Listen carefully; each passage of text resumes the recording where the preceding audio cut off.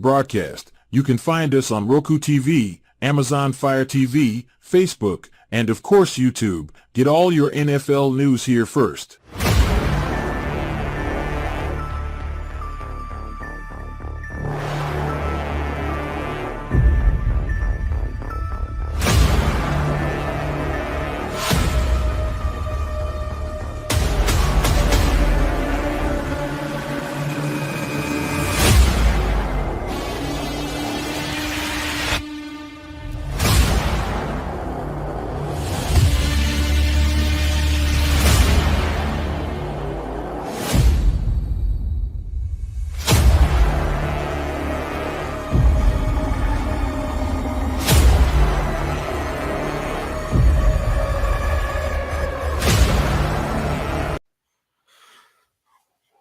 Well, good evening. Welcome to Halas Report.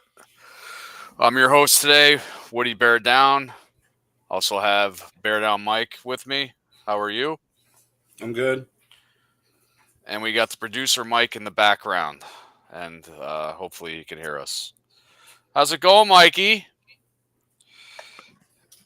Can't hear him. All right. So, sorry, I'm sharing. Good. That's good. All right. So, a lot to talk about. Well, not much to talk about, but there is a lot to talk about, if that makes any sense. What can I say about Sunday's game? Player of the game is Santos, of course. 3 field goals. Every other aspect of the game sucked. 3 and outs. Couldn't move shit. Tired defense. It just sucked all around. And now it makes us 0-18 on the road with Flus. So on Sundays. Yep. So what do you got to say, Mike? That might as well not have been a game. Playing like that. I mean, Rome was the only bright spot. 5 catches, 104 yards. Caleb didn't have time. He was inaccurate. Cole Kmet didn't even get targeted once. Nope. It's like it seems like the team gave up. And what amazed me was Kyler Murray. His first design run was in the third quarter. So you know our rush defense sucked. But they were very tired defense, I could tell. So other bright spot, we got to, strip the ball from Marvin Harrison Jr. That was a nice punch by Stewart, a practice squad person. So I don't even know. I don't even know who to blame. I really don't. That was just 29-9. I said Arizona wasn't the shabby team, but I didn't think we'd get hammered by 3 touchdowns. Yeah, and they ate us up for 218 yards on the ground. Yeah, James Conner and the other Benson. Undrafted guy, DiMarcano. Yeah, and Benson too. So they had 3 rushers, and like I said, Kyler Murray, first design run was in the third quarter. So, Matt, what's going on? I don't think it's all Waldron, and I'm going to get into the coaching thing too, because I'm going to say something that might shock people. But I don't think it's all the play calling on Sunday. I really don't. It's just the offense couldn't move the ball. Penalties. It sucked all around. It wasn't a good game to watch. So when people say all week, about fire the coach, why is Flus have a job on Monday morning? I'm surprised too. But here's my theory that might shock people. I do not trust Poles to hire a next coach. Plain and simple. I don't trust it. I just don't. So, Mike, what do you think? Because Poles, yeah, he's doing great with drafting players, getting players here, but it all goes around. It all goes around coaching. Now he wiped everybody out except for the head coach last year or beginning of this year, whatever. Well, So he did hang on to Chris Morgan, which doesn't help. It doesn't. He's our offensive line coach, and he's terrible. It was a bad game all around. Caleb regressed horribly. He looked frantic. He was happy feet. He inaccurate, And then there was times where he was accurate, and they just dropped the ball. There's plays where DJ Moore's give it up. I know that's a big thing right now. It was a scramble drill for Caleb, and he just runs out of bounds. And he said he tweaked his ankle. Nah, he was wide open. When Caleb was running or rolling to his side, you could see DJ Moore coming back, and he was open. And he got fucked up. Well, Caleb, like you said, he was rolling out to the sideline. I believe Moore thought Caleb Williams was going to run out of bounds, and then he didn't. Oh, I thought that's how I feel. And then when he was already out of bounds, technically he can't be the first one to touch it, right? Right. Oh, so Moore was out of bounds? Yeah, he limped off. Well, I'm saying before that, Moore, when he came back to the ball, because that's what receivers are supposed to do. Yeah. And when Caleb was rolling left, if you see if you watch the replay, you could see Moore when he was coming back was wide open. He was on the sideline too with Williams, right, and he's like, "Fuck this! He's not throwing it. Fuck this." I thought Caleb's decision making is horrible right now. Yep.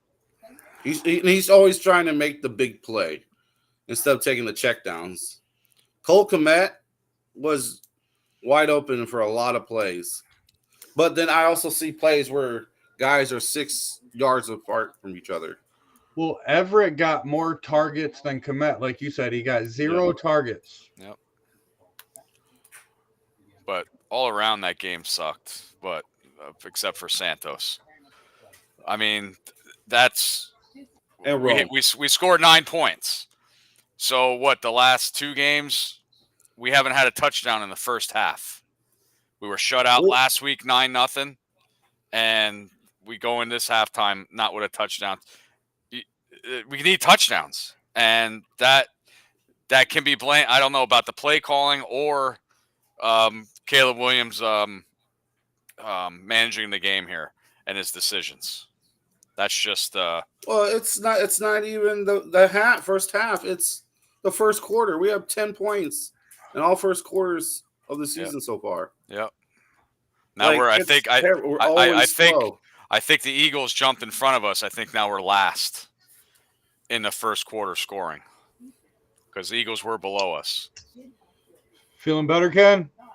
Yeah. How you Getting feeling, there. Ken? Getting there. Just don't. Where's your mask? What am I in New York City in my own house, dude? Yeah, but still, you're talking to us. I don't need to get don't breathe on me, please. No, I'm good. I'm actually good. I'm actually a lot better today. So you blame it on the grandbaby, huh? Oh no, the grandbaby got us all sick. Yeah, and he was so adorable in doing so well, and he's been adorable every day since. So yeah.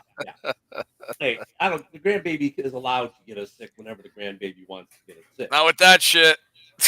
Anything else, I don't give a shit. But no, glad you're feeling better. I seen you chatting with Mike after the game, and yes, Ken, I agree with you, and Mike, I do agree with you as well. So about the coaching situation. So as far as Waldron, I don't think Waldron called a bad game. It seemed like everybody was just lazy, didn't want to do anything, didn't care. I think if they're to be honest. I'm sorry, go ahead, Mike. Well, I was going to bring up. They asked DJ Moore on 670 the score the other day. That has Flus lost the locker room, and he said, and I quote, "I want to say no." That means he lost. We're not in there. Yeah, we're not in there. We don't know. DJ Moore, if he says dude, he said, I want to say no. That's DJ what he Moore said. walked off the field and sat down the bench while the play was active. Yeah, Really? Because he was open. He limped off. Yeah, he said he hurt his ankle. Okay. That's what he said in his interview today. I mean, I don't know. Look at, for me, there's a single point of failure still on this whole franchise.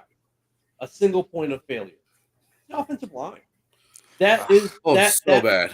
That is the point of failure that's driving the train on coaching decisions, on offensive play calling decisions, on defensive issues, being on the field too long, now having to deal with injuries. It's the single point of failure. Ryan Poles has built a phenomenal team. I think he's got the right coaching staff there. However, the single point of failure, that's where all the whole house falls, is zero offensive line, because without the offensive line, they're not being able to do what they want to do offensively, which means now they're being overstressed on the defense. I mean, it's great that we have all these offensive weapons, and we got this great young quarterback who we all are all going, yeah, okay, this kid's good. We all like him. It doesn't matter if there's no offensive line.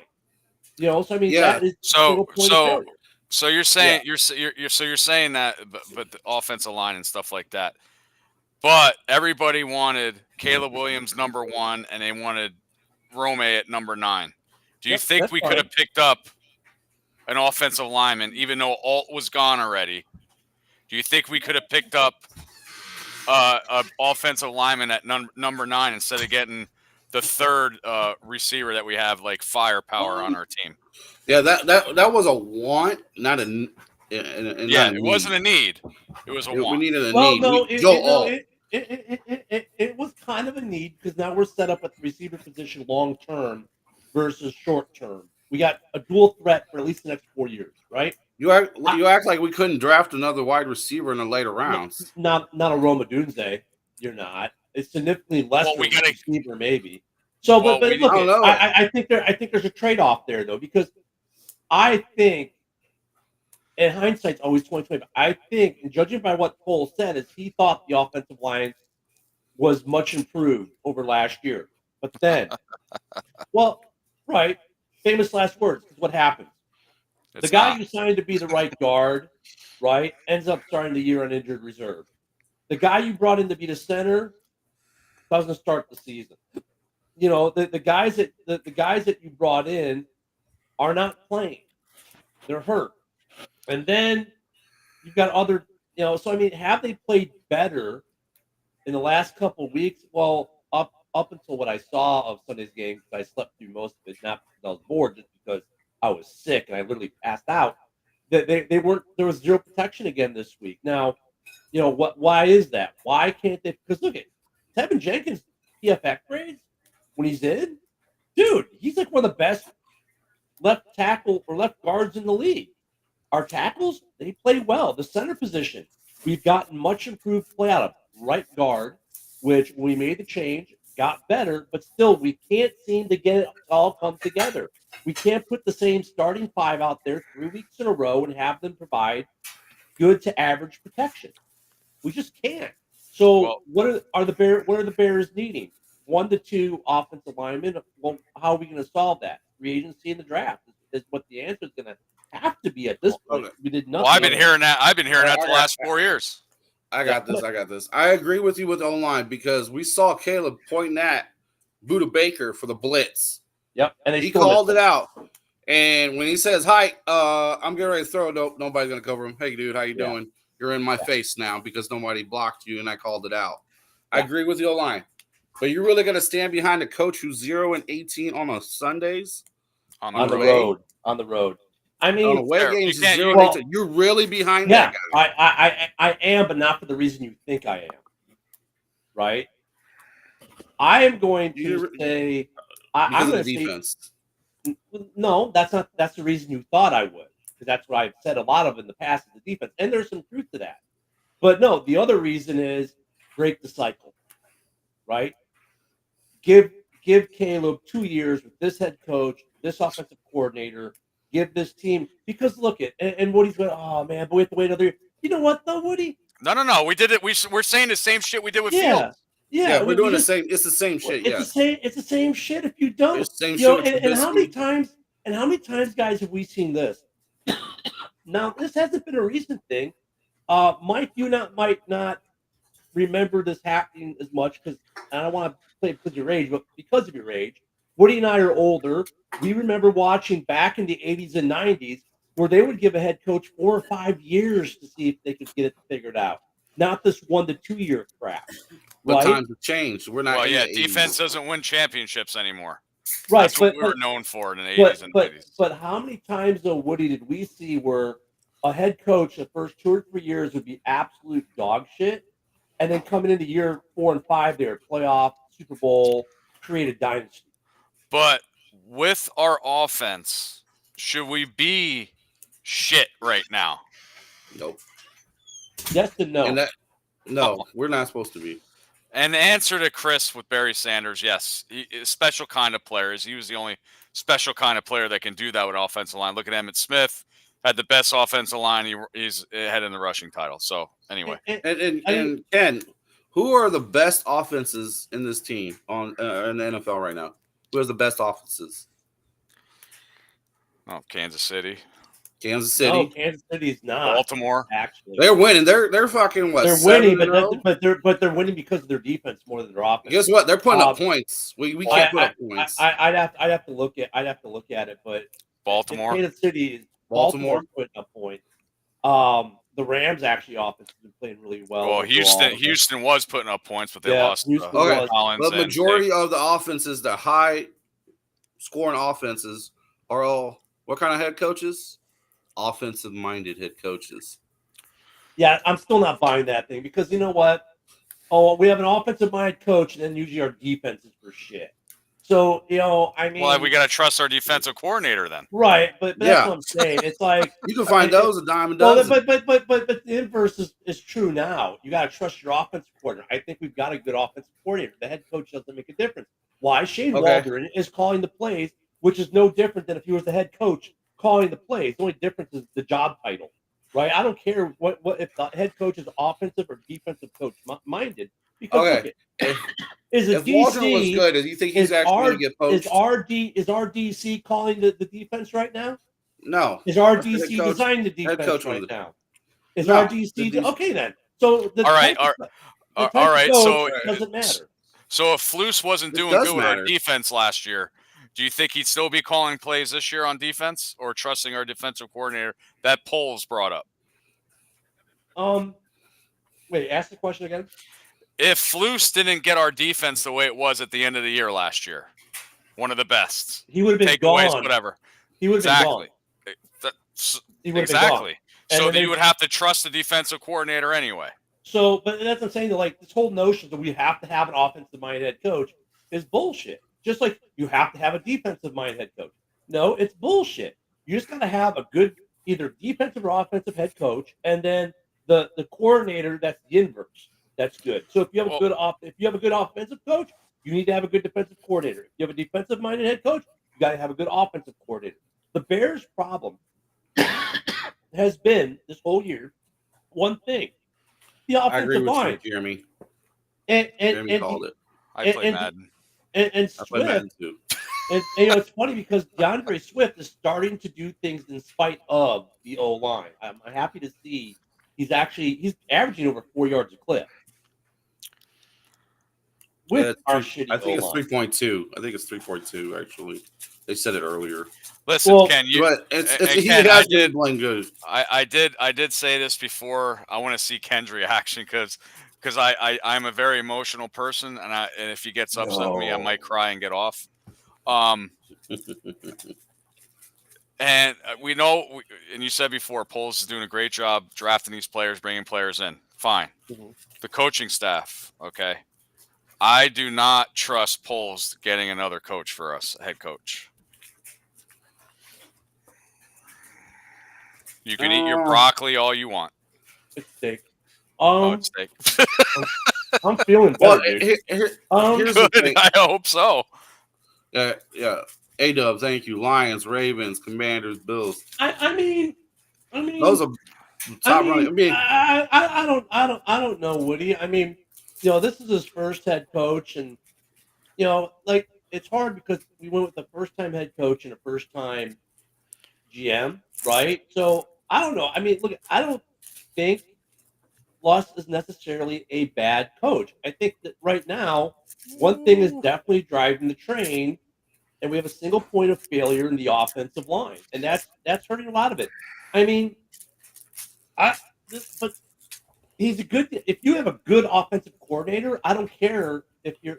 Then you don't. Okay, if you have an offensive minded head coach, you're not. Then that is you're basically having a good offensive coordinator. So now go find a defensive coordinator. Hope your defense doesn't suck. It's going to always be protect for tack. There's always going to be ebb and flow in the league with that. If you have a good offensive coordinator and you're a defensive minded coach, you can have success. Look at New England. Well, we can't compare to how we were in 06. Now, who are the coordinators under Lovie Smith? Even though back then defense wins championships, and all our offense had to be was good back Our then. best offense under Lovey was ranked 15th in the league. That was the Super Bowl year, and that was the year where the offense had to go to Arizona and didn't score a single. That's they are who we thought they were, Gabe. And that offense, that offense could not score to save its life. But they still made it to the Super Bowl on the defense alone. Yeah, that's what I mean. But you could have an offensive-minded coach in there as well to help this offense be good, because we know our defense right now is good, but they're tired. That's why our rush defense in that second half, they just blew us out of the water. I would like to see us. I mean, I would have liked to see us do something at the trade deadline as far as an acquisition. I mean, get rid of Khalil Herbert. We've talked about it all. Yeah, we kind of saw that. And we all said, yeah, if it's going to happen, it's coming at the deadline because they're not using him, and it did.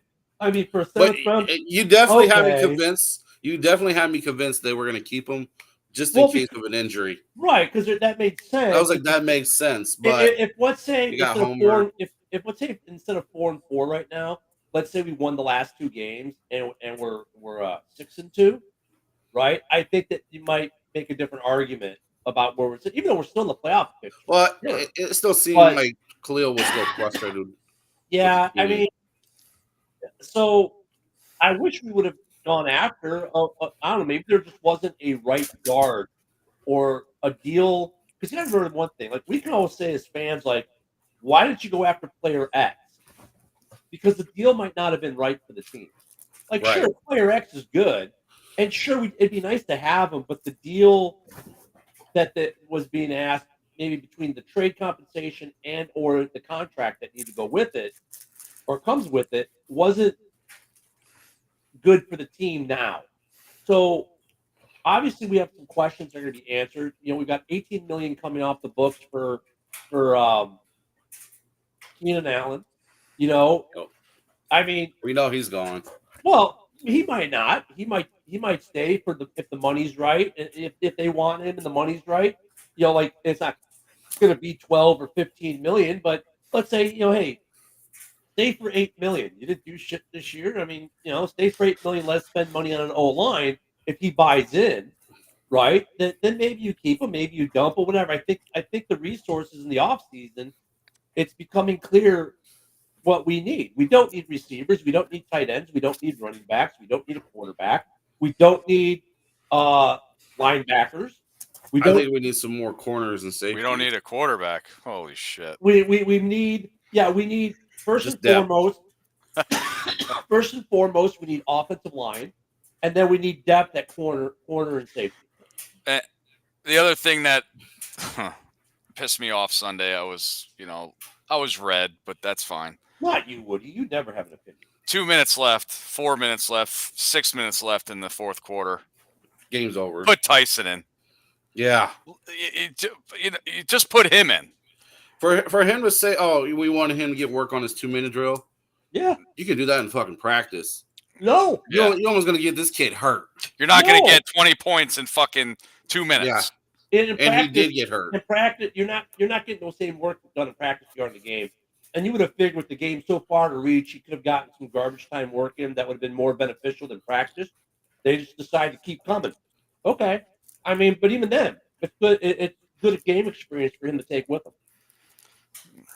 So you don't work okay, on you don't work on your 2-minute drill if down by 20. no, Sorry to tell you. What do even you do? Arizona Fuck put the outta backup here. in. The If you fuck got outta here. look at this point in Caleb's career, sure you do, because you know what? You train as you fight. If I do it in practice, I mean, No, to that me, was the terrible. game is different. I don't look at y'all can go, oh, that was terrible. Well, so if he gets injured, then where would you be? Well, that's the Yeah. risk you take. You're gonna. That's Well, the okay, he that's did the get, risk. I he mean, did get look injured. at it. I'm not saying He got it's his not ankle about, twisted. I'm not saying it's Yeah, without risk, but there's risk playing every single down of the game. So maybe, But the that's game, the point. It we're was down by 20, take 2 them out in the minutes second left. quarter. Oh, You don't wait, need to they play your scored- starter. They scored on the Hey, opening there's a- hey, drive, happen. bench them. There's They other scored there's other teams out there that do that. Other teams that do that. I mean, I get where you guys are at. I'm not as pissed off about it as you guys are. I'm like, okay, that might not have been the best thing to do, but I get it. You know, I mean, otherwise, like, oh my God, they scored the first drive, bench, and the game's over. Oh, I didn't say that. What the fuck? Nobody said that. Fuck. We're just saying I mean, the that- game that- is that- out of that- reach. Even though Yeah, we were losing, what if- even what if though you- we were losing in every game this season so far, but we won't yeah, say that. you know. I And mean, and look at and you know what, that first Luce's drive. thing is all of our starters were out there, so Caleb's going to be out there. Yeah. I mean, you know what, that first drive, I really thought, wow, they're going to put some points on the board, and then, you know. Yep. I mean, look at people like, oh my God, the safety. The safety wasn't Fluke's fault. It was a bad block by Swift. I don't even know if that was really a good call. A couple of the other penalties, you're kind of like, you know, you can't, you know, they were game changers, a few of them, or momentum changers. That Not fucking necessarily- leverage. What? Yeah, that one was Dude, so That high. was Dude, come on, dude. stupid. You can't do But you that. know Just what, though? because you They have- what? So what in the rule book? What does that say that the guy over the center can't Because- jump and put his No. hand on back of his pads? Exactly. You can't put your hand on the defender. And look, was it? Yeah. Did he really You get can't leverage? push yourself Yeah. off the Yeah, defender. here's the thing. I mean, in that play and a couple other I've seen throughout the league this year, they called it a lot. In a couple cases, you can say, yeah, he pushed off. It was obvious. In other cases, like the dude's hand happened to be on it, but he got no leverage really from it. Nothing. His hand happened to graze it, whatever. I think that, you know, I that was a bad call. The safety, you know, was I don't know. I mean, it was a little. You know, I never knew that rule either. Well, no, because he's going down to make the block. The guy isn't engaged yet, and as he's in flight, if you will, he gets touched by someone else. Now it's a safety. It's like, all right, dude, come on. I mean, you know, that was a little too. There were some calls that didn't go our way. You know, That was a second leverage. I think that was our first, Jeremy. All I remember is a safety if you get called holding in the end zone. I never knew about that one. About the I didn't either. But we learn something new every day. Here's the thing I'd like to see Blues get better at. Winning? As a coach.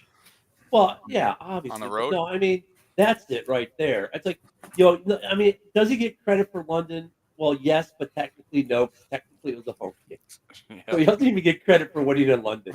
But I mean, I don't know if it's something in how they prepare, in preparation, like how they prepare through the week to get on the airplane, do the travel, go to the hotel. Is there something in that sequence of events that he's not doing proper compared to a home game? I mean, what is wrong in his?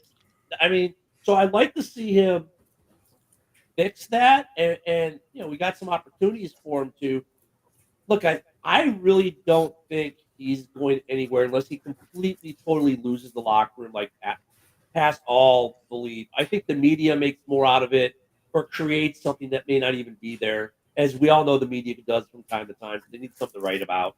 So when you know, here's the thing: we're 4-4, and the media's talking like we're 0-8.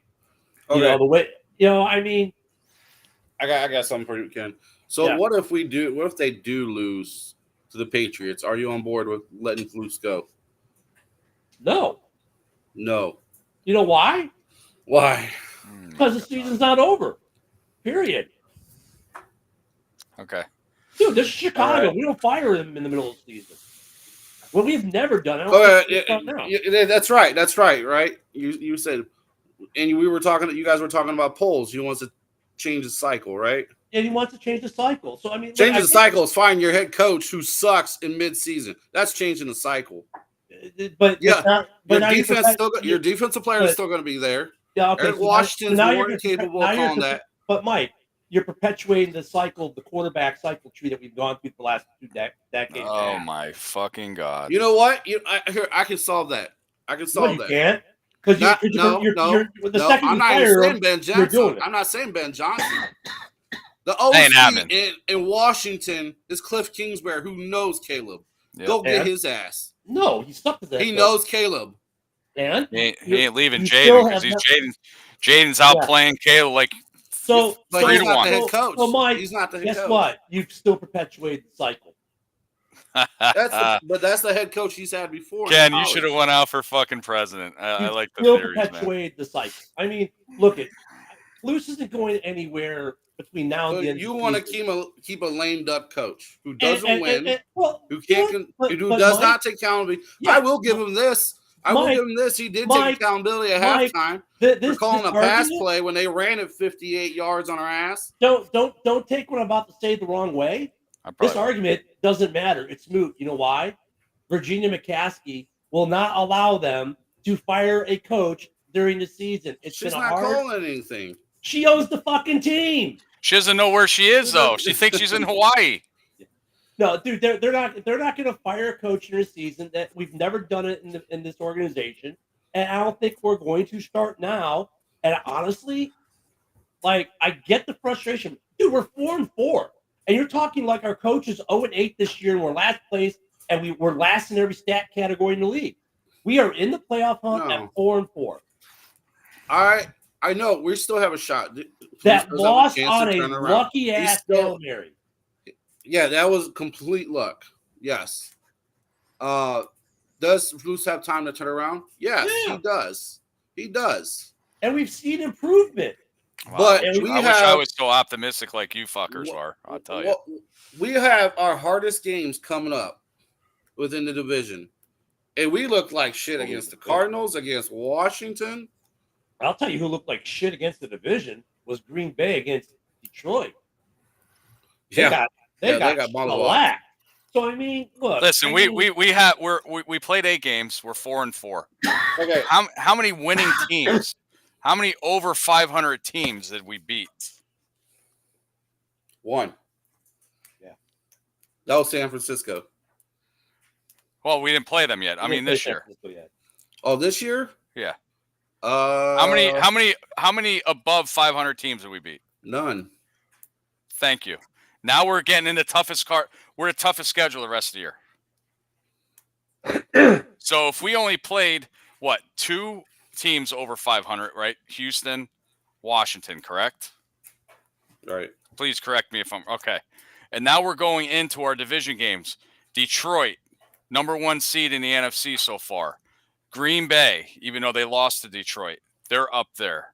Minnesota, I know they're faltering. We'll see after the bye week how they do. Green Bay's been faltering some too. I mean, dude, teams that we beat handily, they had to get it last. They had to win with the last second field goal. But do you think how the Bears are playing now that we can go right to Green Bay and beat them? Detroit beat them. Green Bay, their defense, which just got worse at the trade deadline. Right. They traded Preston Smith. Yeah. They got rid of Preston Smith. Yes, because our offensive line probably matches up better and might actually be able to provide halfway decent protection for Caleb in that game. Against Minnesota, he's going to be running for his life. Against now this new Detroit defense, because they go out and pick up Zadarius Smith, it's going to be a fun game. So I mean, offensively with the O-line, no. Defensively, if Gordon and Brisker and those guys come and we get some injuries back, Montez Sweat is back healthy, we defensively will hang with all of them. It's offensively and that offensive line against their defenses where we falter. And I don't know how you fix that right now. I don't know how you can charge Eberflus or even Waldron to fix that issue right now. You could say, well, you can go raid practice squads. These guys are on practice squads for a reason. They're not good enough to be on 53-man rosters. Now, if you find one that's better than someone you've got currently on the 53-man roster, and you can find a move like that, great. But that guy's probably not a starter. He's probably more of a rotational guy, right? So I mean, Yeah. you're Well, kind of stuck. are you guys shocked that Poles didn't do anything to boost this offensive line before the I trade was deadline? just happy that he kept the defense the same like I wanted. But Yeah. there wasn't that many moves this free agency. Not many. I don't think there's any offensive linemen that were traded No. or picked up. Um, So am I surprised? No, not really. and you know what? I'm not surprised either because there's so many teams that need offensive lines right now. I mean, Yeah. I can't remember a year where there were this many teams that need an offensive line. And I like the Bears have a first and 2 seconds right now. They could spend all on offensive linemen if they want in the draft. And Right? I think Poles is going to make all these decisions in Well, the offseason. I was in the draft. even though Herbert Spend wasn't his playing, trades, or he's going to trade his picks. Because e- this draft is very O-line heavy. even though Herbert wasn't playing, I was surprised they only got a 7th round pick for him. Yeah. Maybe a 6th or Probably the best thing he got. But speaking of what Ken was saying, the injuries, I got the first Wednesday injury update. Okay, the whole team's on it, but I'm just gonna bear with me. Even the water boys on it. Karan, Andrew Billings, Brisker, Braskin Jones, Jalen Jones, and Darnell Wright did not practice. Yep. Okay, today, Kyler Gordon, Sewell, Terrell Smith, Montez Sweat, Darrell Taylor, Ryan Bates. Oh, I'm sorry. We'll stop at Taylor. They all left practice today. And Bates, What? Go ahead with Bates. Ryan Bates and Tevin Jenkins, they full practice today. See, so like that's not that much because Jenkins goes down every game. But Bates has Bates even really played anything significant yet? No, he hasn't played. He hasn't. No. So he just started his 21-day window. The other day? So see, I think if Bates, with the whole coaching conversation, I think that's another piece too that we need to consider. Injuries impact, right? And look at what he just read off. The fact that the defense has been as good as it has without three or four studs at any moment. Oh, we definitely were missing Montez against the Cardinals. But Brisker and Gordon, we were missing in DC. Yeah. So I mean, but the fact that game, and look, for all intents and purposes, we won the game in DC. It took a lucky Hail Mary for them to win it. I mean, so in a way, you look at that game. Yeah, look at that game a little differently. Yes, the Hail Mary happened. Yes, we all lost our minds in person and on TV from all fan bases. It was a lucky finish, a redonkulous finish, but the Bears were in position to win that game. And you know what I'm saying? I mean, it says a lot. I mean, so Eberflus has actually done pretty decent with a depleted roster and a non-effective offensive line. Right. And Waldron has grown. If you look at the first couple games versus the last couple games, he's grown. Well, Ken, on your note with the Washington game, to be honest, I think negatively all the time. But anyway, most Chicago fans do. I'm realist. We shouldn't even been in that game the way Washington was rolling all over us. The defense bend and didn't break. I mean, they did what you want a defense that's depleted to do, right? Let them get to a point, stop them. They didn't score a touchdown the entire game. Except for the Hail Mary. And we lost. That's sad. Yeah, and Caleb did lead us. Well, Waldron had that one play call handing it off to Kramer. Bad choice. If it works, we're like, oh yeah, that's awesome. But that fumble was on Caleb. And the thing with that play, and Mike and I talked about it too. It was like, look, with that play, if it worked, no one ever talked about it. Whatever. They obviously did it, work through it in practice. Everything seemed fine. If they weren't comfortable with it, they wouldn't have tried to run it. Execution in game got flubbed, fine. But Caleb took us down to the red zone not once but twice in the fourth quarter, and then it did give us a 3-point lead. I mean, there's a lot of positives going with that team. Now look at the Hail Mary, completely took every piece of momentum we had, and they obviously didn't recover from it last week, right? It deflated this team, demoralized this team, and it's that's hard on a coaching staff. So when they were asking like DJ, really, well, did Flus lose the locker room? That was the wrong question to even ask. The question should have been: have you guys Seems like actually? the right question. I would No, ask. no, I would ask you I would Flus ask the that. same thing. You know what the question should have been? Have you guys recovered from that heartbreaking loss in DC yet? I would That ask was the Flus. question. I would ask And you Flus. know what? I know the answer is gonna be like, you can play one game at a time. You lost, you move on. And we all know that's What bullshit. you don't. That's probably the response you're That's gonna the get. response you're Now, gonna get. That's bullshit. As far as the Washington game, giving it to Kramer, situational football. You got two great running backs, hand the ball to them. The only time you do that kind of crap is if you're up a lot. And Flus not acknowledging that, giving them those 13 yards to set up for the Hail Mary, ridiculous. I think that was a mistake. Not calling a timeout when your one of your great corners is over taunting the fans, and you said everybody's in place. I don't think they even noticed that he was taunting them. To be honest, they were probably looking at the line. He was by himself. Yeah, he was just back there in the end zone. I mean, well, then he's not paying attention to his guys. No, that was. He said they were set. That means he's looking over there. Well, he probably looked and he was set, and he looks away, and now he decides to go off taunting people. He thought. Why is TJ Edwards playing spy? They should have ran 3. Well, no, what they should have done is put the receiver like Cole Kmet out there and some other guys. Colin Johnson would have been great. Yeah, was Colin Johnson even on the roster for that game though? No. Well, no, he was. But I'm saying like, if he was available, he would have been good out there. They should have thrown DJ Moore out there, Cole Kmet out there. I mean, look, and Tyreek Stevenson, he took ownership for it, got it. You know, he took his two series benching this week, got it. The reason why he was only 2 series because Terrell Smith got hurt. But he played well, though. He did play well. He did better. He made up. And these guys, there has been some. We've seen some growth and learning from young guys. We've seen some growth and learning from Shane Waldron.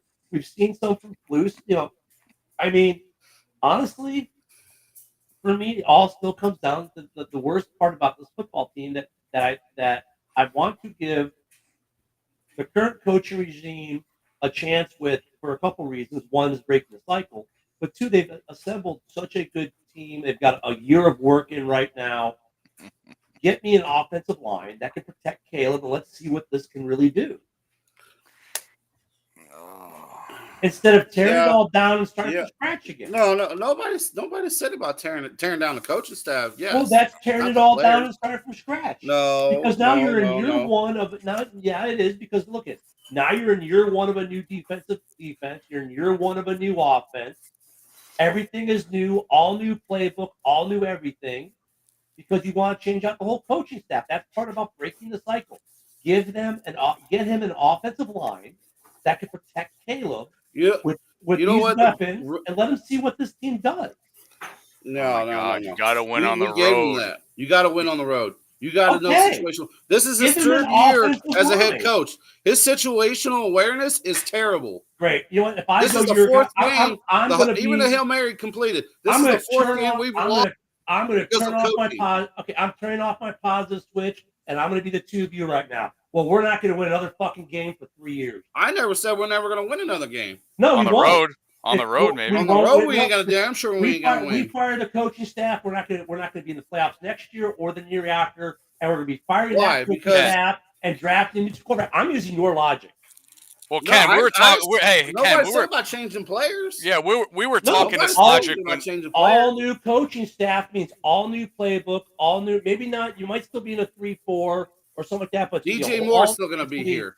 So it's the whole new defense. Cole's going to be here. Whole new defense is still going to be here. Yeah, but it's going to be a new defense and a new offense that we have to learn. We can't find a coach who runs a 3-4. We have to learn everything from scratch again. Why not? Okay. So here's a perfect example. Look at Baker Mayfield. What is the harm? What is the harm if we can agree, and I think we kind of do, that the biggest point of failure on this team right now is the offensive line. If we say, Foles, your mission is to get us a serviceable offensive line this offseason so that next year we have an offensive line that protects Caleb. And let's see what we got with the current schemes and coaches. Oh my God, we were talking about this earlier with Fields too. We're doing the same thing we're doing with No, Fields. it's different because Fields, we were talking about a player. We're talking about a coach, scheme, and everything that goes with it. I'm talking about getting an offensive line on this fucking team totally. Oh, we had a good run offensive line, but you're right. Our offensive line last year is better than this year. So here's the thing. If we keep replacing coaches but never fix the offensive line, we're going to be in the same cycle forever and ever and ever. So why not take a different approach and not fire the coaching staff, but actually go get the fixes with an actual fix on the offensive line and then see what we got. We got nothing to lose, really. Because so next year we'll get a quarterback and a wide receiver first round again. Well, I mean, we're playing this game for how many years now? That's what I'm saying. So, like, if you look at, you keep the coaching staff and you keep the playbook and you keep the schemes, right? So you want to keep Waldron? Yeah, I want to keep Waldron. Oh God! Because here's the thing: I replaced Waldron. Now Caleb's learning another new playbook. Now my new OC. I got a headache. Has to learn my players again for the first 3 or 4 games. Keep them in place and just give them the piece that they're missing. Give them, look, it doesn't hurt you to keep them. Everyone's so quick to fire. You know what? Dude, we're 4-4. We're light years ahead of where we were last year. D'Amico Ryans and CJ Stroud with a terrible O-line. Guess what? He's still putting up points. They have a much better O-line great plays. They have a much better O-line than we do. And how many balls have we seen? And we also got much better weapons than he does. Yeah. He's got Tank Bell right now. Well, and look at all those drops by those great weapons. How many balls? How many times every game you hear this? Well, Keenan Allen normally catches that. Oh, DJ Moore normally catches that. Oh, that's a ball that really Rome would normally catch. Yeah, there was drops in that Cardinals game. I said that there was drops for sure. Rome had a great game. Keenan was dropping shit left and right. I think the biggest, but the accuracy was horrible from Caleb. The biggest disservice we do to ourselves is year in, year out is fire the coaching staff, bring in a whole new one, give them a half a season. If we don't like it, start talking about firing them already. We can throw out Eberflus. Well, Ken, it sounds like you should be going for coach. You know it all. No. Come on now. These guys know what they're doing. First year, we can throw out the window because they tore that roster down. It was nothing but Jags. That last year, first half was. Last year they were steamrolling. There was games we should have won. That was on Flus. And then in the second half, we made the trade. The defense started to finally come together. Yes.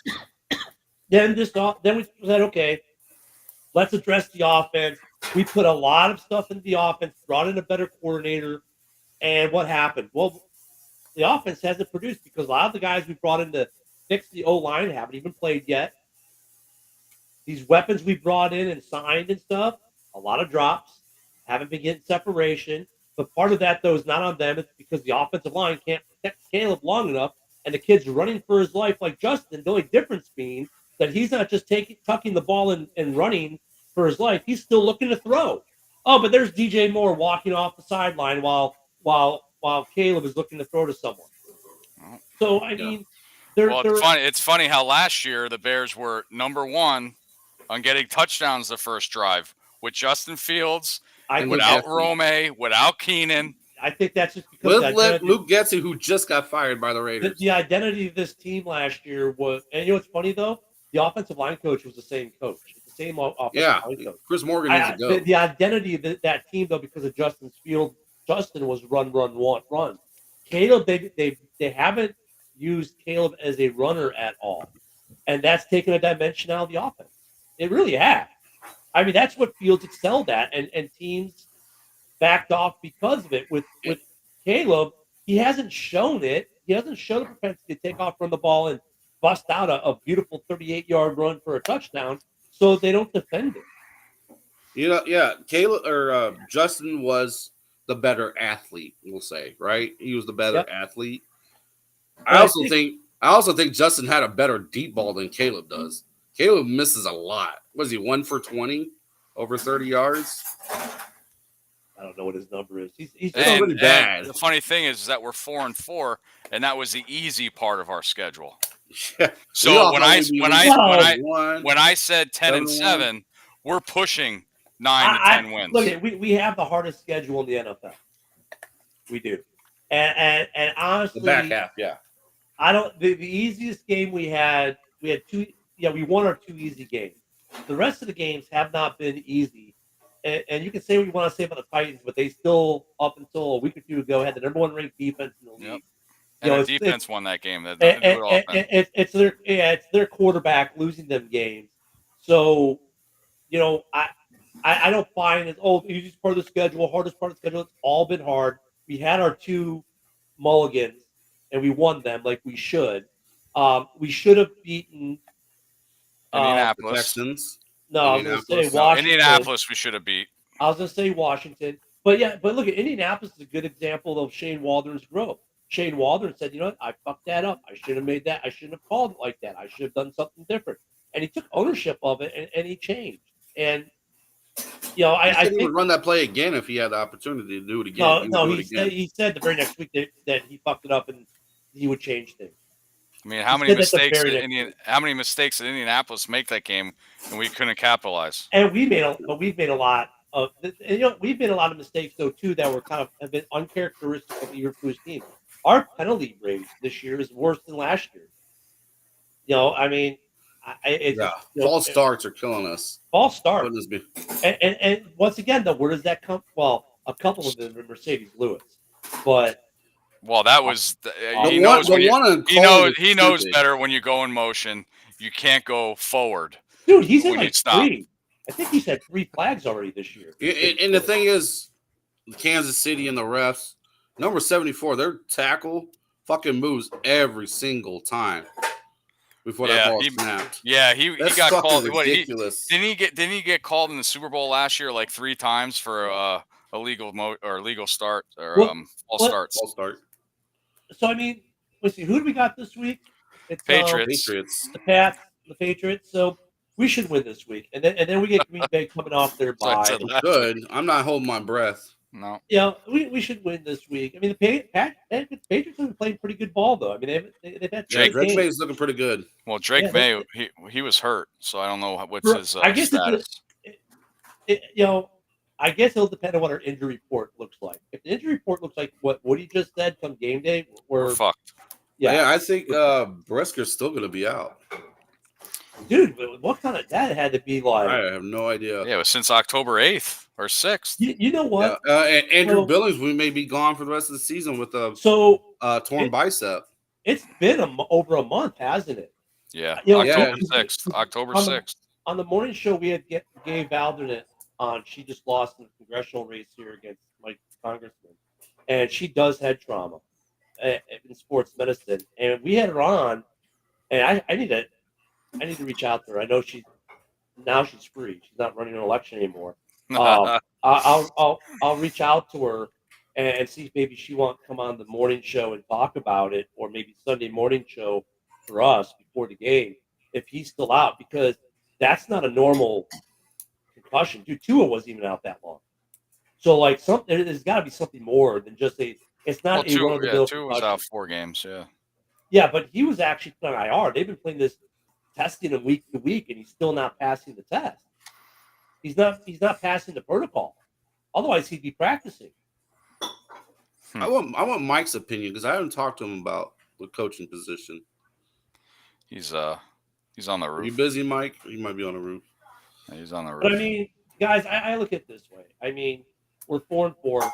We're still on track to win 5 to 10 or 9 to 10 games. Depends on injuries. Injuries are always the wild card in all of this. I think we're going to lose Thanksgiving against Detroit. Oh, I already picked that. Yeah, Woody already picked that. Right now, if the O line doesn't, if we don't get healthy and the O line doesn't start playing better, yeah. But my thing is this: I am willing to retain this coaching staff as is, and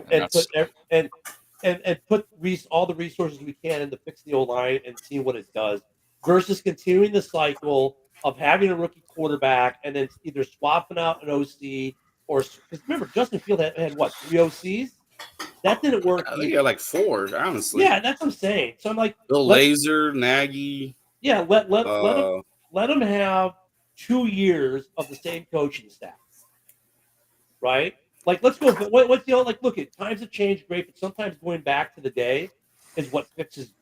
Let's go back to old school NFL football. Give this coaching staff, unless he completely loses the locker room and you have no choice, you keep this coaching staff intact, and you spend the resources you need to spend to make this O-line protect your young quarterback, and then see what it does. And then if your OC sucks or your head coach is making bad decisions, I'm all with you guys. Okay, let's hypothetically, they did let Luce go, right? Let's say he did lose the locker room. We went 6-11. Who would be your head coach to hire? Depends on who's. Because I say Cliff Kingsbury because he's been a head coach. He knows Caleb. He ain't leaving. He knows what he's an OC. He may take the job. But Kingsbury is a terrible head coach. Because I think Ben Johnson's price tag is going to be big. The price tag doesn't make a difference. And McCaskey's don't spend that kind of money on. Yeah, coaches. but with coaches though, price tags don't make a difference. They don't affect the cap. They still got to pay the guy. Yeah, but I mean, honestly, it depends on who's available and what OCs. If it is going to be an offensive-minded coach, who's made available, and who, there's a lot that goes into that. And Eric look at Bieniemy. Let's say Kevin Stefanski. Eric Bieniemy. Let's say Cleveland lets him go. No. Ryan Daboll. What they want to start all over? No. Would you not take Ryan Daboll? Oh fuck no. I'm just throwing names out there right now. No, I already said I don't want Doug Peterson. I changed my mind on that one. And look I don't want another like Kingsbury. Okay, at least he's been a head coach. And he knows our quarterback. Has Johnson been a head coach? No. Then I rule him out immediately. I don't want. Yeah, I don't like another first-year head coach. I think we agree on that one. And really, the guys you're talking about now would be retreads on their second team, who with their first teams didn't really do so great either. So, I mean, if let's say we get to a situation where Flus has to go. First off, if Flus goes, I need to let the new head coach know. Look, the offensive coordinator is not going anywhere, right? Well, if it's offensive-minded, he's probably going to. But you can tweak the offense, but we want to keep the offense and the coordinator. That's got to be part of the deal for Caleb. That's how you kind of circumvent the cycle issue a little bit, breaking the cycle. You can help. So you keep Waldron. Right, but now I got to find a good defensive coordinator now too, and now I have to look for a defensive coordinator as well. So, if anything, I honestly, if they were to get rid of Flus, I think they'd just get another defensive-minded coach because. They would say, hey, look, Mike, they're going to say, hey, Mike, you're a defensive-minded coach. You're keeping Shane Waldron in his offense, but you can be the head coach. Oh, that's a fucking joke. Sarah, please. Go on your bye week and win again, please. You know what, though? Jesus Don't Christ. you agree with that, Ken? Ken, you know what, though? Don't you dare. You know what, though? Has he ever been a head coach before? No. I'd rather take Richard Hightower than fucking Shane Waldron. I mean, look at though. That's another route though he could go. But honestly, I think in order to break the cycle, you got keep the whole staff intact. But if you get to a point where Flus loses the locker room and you have to let him go, I think the next head coach inherits Shane Waldron because you want to try to at least on some level break the cycle with the coach quarterback situation in Chicago. And then I don't know. It depends on who's out there. I mean, look, there's some interesting other ideas out there. Nick Saban's out there. Oh my God. On that note, we're overtime. Lincoln Riley. Oh yeah, we are overtime. On that note, on that terrible take from Nick Saban. Yep. And Ken, you wanna do your coffee since I did order coffee on Sunday when you were out? Yeah, absolutely. Outstanding. Yeah, guys, don't forget to order some coffee. Don't forget to perfection, expect nothing else. Do you like to make yourself a hot cup of coffee to start your day? We have both whole bean and grounded. Also great for all you iced coffee if not a hot kind of person. Even make yourself a frappe to quench your thirst. The best tasting coffee with espresso, It's only $18.99 plus taxes for a 12-ounce bag. Buy 1 to 5 bags and shipping is only $7. If you spend over $100, shipping is absolutely free. Total Sports Network broadcast. You can find us on Roku TV, Amazon Fire Stick TV, Facebook, and YouTube. Get all your sports